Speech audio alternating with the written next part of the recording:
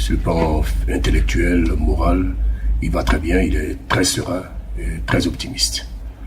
C'est Laurent Gbagbo qu'on a toujours connu et j'étais très heureux de le rencontrer. Vous savez, le président Gbagbo a toujours son sourire habituel, il a toujours été très communicatif et c'est beaucoup plus lui qui a tendance à vous réconforter lorsque vous sentez un peu que vous êtes un peu ému de sa situation, mais sinon il est très serein et très confiant.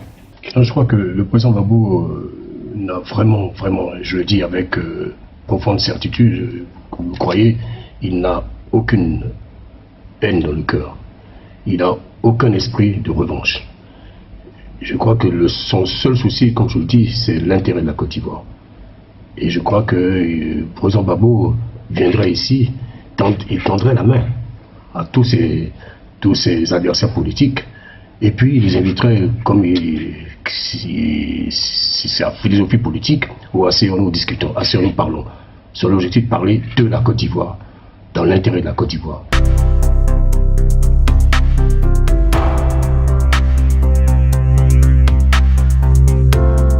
Quand on n'individualise pas, le président Gbagbo parle de réconciliation de tous les Ivoiriens. Et cette réconciliation doit être le fruit d'un dialogue constructif, sincère, véritable. Il faut que ce soit une réconciliation vraie, sans calcul, dans l'intérêt de la Côte d'Ivoire. Mais cette réconciliation aura certaines exigences. Quand vous réconciliez, il est important quand même que ceux avec qui vous réconciliez soient là, soient présents. Elle impose aussi la libération du président Laurent Gbagbo, du ministre Charles Blé Goudé, la libération de Mme Sylvain Gbagbo, de tous les prisonniers politiques qui croupissent dans les détenus pro-Gbagbo, qui croupissent dans les geôles du pouvoir, et le retour de tous les exilés. Je crois qu'il faut que ce soit une réconciliation vraie et sincère. Donc la réconciliation, elle est inclusive, elle doit inclure tout le monde, et tout le monde doit être autour de la table pour parler de la Côte d'Ivoire.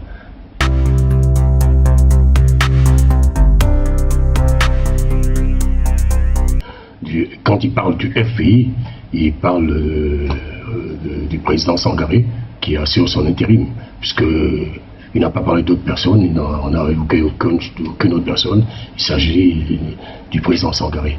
Abdourahmane Sangaré, il n'a pas évoqué, pour lui, il y a un seul FPI, on n'a pas du tout, pendant les 3 ans de temps que nous sommes restés ensemble, on n'a pas du tout évoqué un autre FPI. Il s'agit de son parti qui est présidé en son absence par le président Sangaré, Abdourahmane Sangaré.